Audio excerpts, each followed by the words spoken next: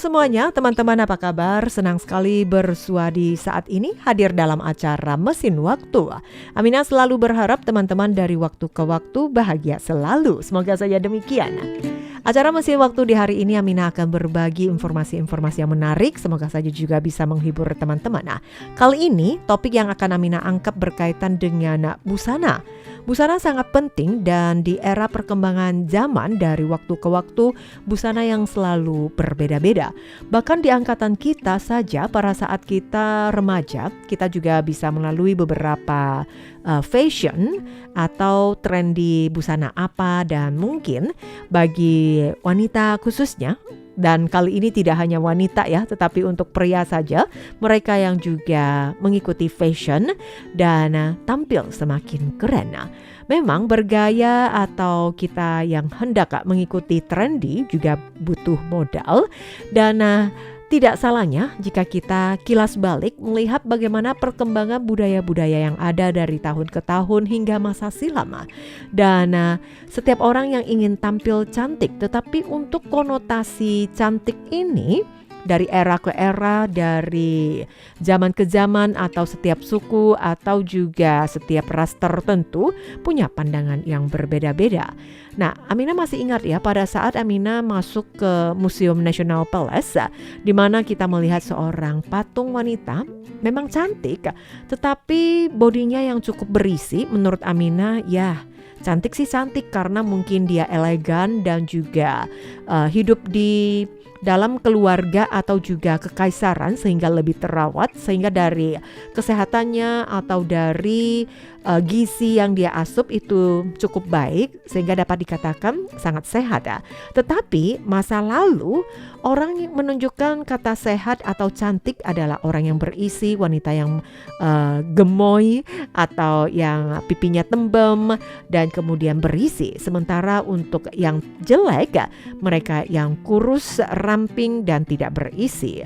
Nah, tetapi saat ini di mana orang berbondong-bondong untuk diet, untuk tampil cantik dan cantik, bahkan kurus juga identik dengan cantik, bukankah demikian? Tetapi ya terlepas dari pandangan siapapun ya, semua orang juga punya pandangan masing-masing, selera masing-masing untuk mengatakan cantik.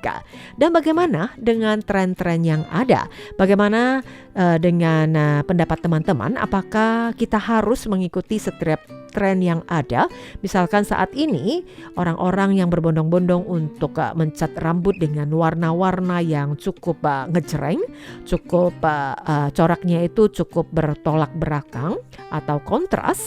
Nah, apakah kita juga harus ikut-ikutan? Dan apakah juga perlu penyesuaian? Apakah cocok untuk penampilan kita atau tidak? Ya, setiap orang tentu saja juga punya selera masing-masing. Di hari ini Amina akan mengajak teman-teman untuk berbicara bagaimana kita melihat masa lalu di mana orang-orang yang juga mungkin mereka dari keluarga berada atau juga punya strata, punya status sosial sehingga juga sangat memperhatikan penampilan mereka, pakaian mereka. Dan pakaian tidak hanya melulu pakaian, tetapi mulai dari kepala yang harus ada aksesorisnya atau harus dirapikan, misalkan dengan menggunakan ya sanggul atau juga menggunakan aksesoris, lalu baju atasan, baju bawahan seperti celana, rok, lalu yang terpenting juga adalah sepatu atau alas kaki. Alas kaki juga sangat penting sekali. Di hari ini Amina akan mengajak teman-teman untuk sedikit kita telusuri budaya sepatu yang ada di Taiwan.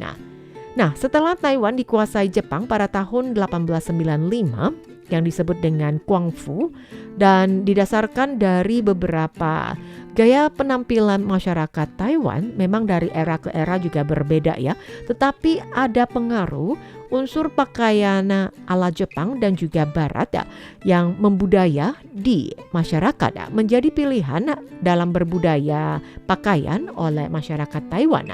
Dan kemudian untuk Diterima atau ditolaknya pakaian ala Jepang ini juga sempat menjadi indikator sikap intelektual muda Taiwan terhadap kekuatan politik dan budaya. Dan mungkin kita yang akan sedikit melihat beragam ekspresi budaya pakaian Taiwan di masa penjajahan Jepang. Tetapi terlebih dahulu Amina akan mengajak teman-teman untuk memahami budaya sepatu Taiwan dalam masa lalu dan juga perkembangannya. Kemudian juga beberapa tradisi masyarakat Tionghoa, tidak hanya di Taiwan saja ya, tetapi di daratan Tiongkok. Dan hal ini mungkin kita akan bisa lebih memahami perkembangan alas kaki penduduk orang Tionghoa. Nah, mungkin teman-teman juga pernah melihat ya kaki masyarakat orang Tionghoa di zaman dulu, di mana kakinya sangat kecil sekali, sangat mungil sekali. Memang barang-barang yang mungil identik dengan lucu dan cantik, tetapi apakah tidak mempengaruhi kesehatan orang tersebut dan kemudian tidak mempengaruhi aktivitas orang tersebut? Memang benar, sangat mempengaruhi.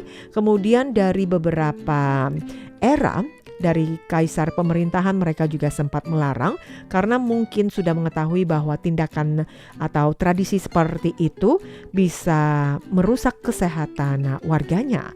Nah, kita bisa melihat ya untuk praktik atau tradisi pengikatan kaki di Tiongkok yang menjadi simbol kecantikan bagi wanita Tiongkok. Ada yang menyebut sebagai kaki teratai. Tetapi untuk kegiatan ini akan sangat menyakitkan. Teman-teman bisa ketahui sendiri ya, pada saat anak kecil dia akan tumbuh berkembang, tetapi sengaja diikat agar dia tidak tumbuh. Dan hal ini juga akan mengganggu perkembangannya, pertumbuhannya, kemudian juga akan mengganggu segala aktivitasnya. Tetapi meskipun sakit, menyakitkan, dan tampaknya juga terlihat kejam ya, kita juga terheran-heran mengapa tradisi mengikat kaki ini bisa bertahan sampai ribuan tahun. Nah, praktek atau budaya yang ada di Tiongkok dari abad 10 hingga 1949, di mana untuk kaki wanita diminta untuk tidak bertumbuh menjadi besar, dan ini juga menjadi sebuah bentuk keindahan di mana wanita dengan kaki yang kecil adalah cantik. Pengikatan kaki yang dimulai saat anak perempuan berusia antara 4 atau 6 tahun, tetapi juga ada yang menyebut bahkan 3 tahun sudah mulai diikat, hingga ada yang mulai beranjak remaja, 12 tahun juga diikat. Nah, tujuannya apa sih mengapa kaki yang harus diikat? Karena di zaman dulu mereka beranggapan bahwa wanita itu harus lembut, harus kecil kakinya, sehingga pada saat kaki yang kecil dia sulit berjalan. Pada saat berjalan akan sambil bergoyang-goyang, di mana hanya mengandalkan otot bagian paha dan bokong sebagai penopang, sehingga akan berjalan dengan lentik layaknya seorang wanita. Tetapi kondisi ini kita juga mengetahui bahwa pengikatan kaki, bahkan kakinya juga berubah bentuk ya, tidak seperti kita yang jarinya juga bisa tertelentang dengan baik. Nah, untuk masyarakat zaman lampau, di mana mereka yang menjalani tradisi ini, kakinya itu dilipat sampai semungil sekecil mungkin. Bahkan untuk beberapa kaki yang semakin kecil juga dikatakan juga ada kelasnya. Misalkan kaki berukuran 10 cm dikategorikan sebagai teratai perak, dan yang lebih dari 10 cm itu mungkin sekitar 12,7 dianggap sebagai teratai besi. Dan jadi untuk yang perak akan berstatus lebih tinggi. Sementara untuk yang berukuran sekitar 8 cm yang dijuluki sebagai kaki teratai emas. Tetapi praktek ini sangat membatasi aktivitas maupun kekuatan dari para wanita, sehingga mereka selalu berada di bawah laki-laki. Proses yang cukup panjang dan menyakitkan ini untuk membuat kaki indah, apakah pantas? Kemudian dari era ke era yang terus berkembang dan terjadi perubahan, termasuk juga cendekiawan warga Tiongkok masa lalu, Confucius, yang juga mengutuk tradisi pengikatan kaki untuk wanita. Oke, kita kembali lagi dengan masalah sepatu. Karena dengan adanya sepatu ini yang juga membuat wanita ingin tampil cantik, termasuk siapapun, tidak hanya wanita. Dan dari segi struktur yang ada di dalam kehidupan masyarakat ini, karena adanya sisi penawaran dan juga permintaan, termasuk untuk bahan dan proses sepatu tersebut. Sedangkan untuk sisi permintaan yang meliputi distribusi barang tersebut hingga kebutuhan masyarakat sehari-hari.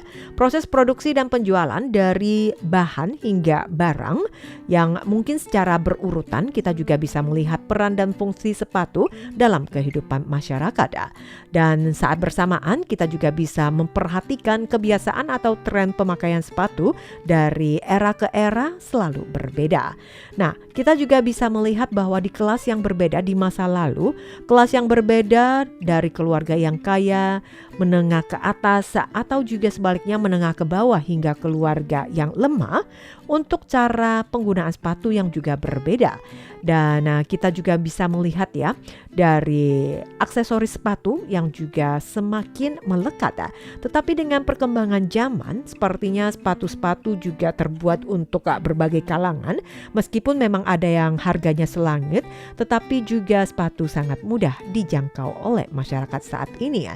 Kembali lagi kita dengan budaya sepatu Taiwan. Pada masa-masa awal, untuk iklim dan juga lingkungan Taiwan merupakan habitat yang cocok untuk binatang rusa sejak abad ke-17 karena banyaknya permintaan dari negara Jepang maupun juga dari negara lain, di mana para penguasa mereka memungut kulit rusa sebagai pajak. Dan juga dengan adanya tradisi berburu oleh penduduk suku adat hingga pemerintahan dinasti Qing pada awalnya, kulit rusa ini menjadi salah satu barang perdagangan atau mata uang penting di Taiwan. Tergantung pada ukuran maupun beratnya, kulit rusa juga dapat terbagi dari beberapa bagian, mulai dari kulit rusa, kulit induk, kulit ujung, kulit anak-anak, rusa anak-anak dan lainnya, dan juga termasuk ada pembagian warna kuning maupun hitam. Dan kemudian dari kulit rusa tersebut yang diolah, diproduksi menjadi sepatu, bahkan juga bisa dibuat menjadi kaos kaki. Sehingga di Taiwan yang cukup dengan terkenal dengan komoditas utamanya adalah memproduksi kulit rusa.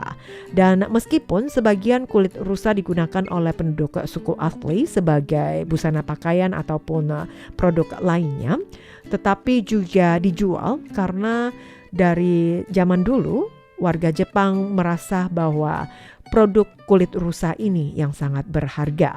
Sehingga dari Taiwan yang memproduksi kulit mentah dalam jumlah besar, tetapi bukan digunakan untuk sendiri, melainkan dijual ke Jepang atau di Tiongkok yang dibuat menjadi produk sepatu, kemudian dijual kembali ke Taiwan. Saat itulah orang pertama yang memakai sepatu kulit di Taiwan adalah tentara Jepang di Taiwan, yang disusul oleh pejabat Jepang, lalu pegawai bank maupun perusahaan-perusahaan besar. Tentara Jepang yang juga pernah berpendapat hal ini bukan karena masyarakat Taiwan tidak memakai sepatu, melainkan orang-orang yang memiliki status yang lebih tinggi, mereka punya kebiasaan memakai sepatu. Sepatu kulit yang terbuat dari kulit rusa juga masuk dalam catatan resmi tentang sejarah Taiwan, dan masih ada beberapa kulit binatang lainnya, contohnya adalah kulit kambing yang juga bisa dijadikan sebagai sepatu. Di masa lalu orang-orang yang bersepatu kulit juga akan lebih dihargai dan dilayani.